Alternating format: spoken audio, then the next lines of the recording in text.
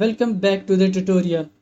If you need to pay your taxes to the Canada Revenue Agency CRA using TD online banking, this guide will show you how to make personal or business payments easily. Before you start, make sure to have your account number ready. Log in to EasyWeb at td.com or use the TD app. Once you are in, go to the Pay Bills section and choose Pay Canadian Bills.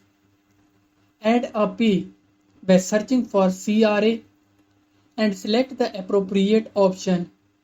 For example, choose CRA Revenue Current Year Tax Return. For annual filing, CRA Tax Amount owing. For past year or CRA Payroll deduction for monthly remittances. Enter your SIN or business number as the account number. Double check the number carefully to avoid errors. Once that is done, go back to Pay Bills. Choose CRA from your list of pays. Enter the payment amount and select the payment date. Same day payments are usually considered received that day.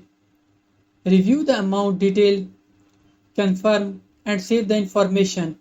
That's all there is to it. If you found this tutorial helpful, please don't forget to like, share and subscribe to our channel for more informative videos. Until next time, goodbye.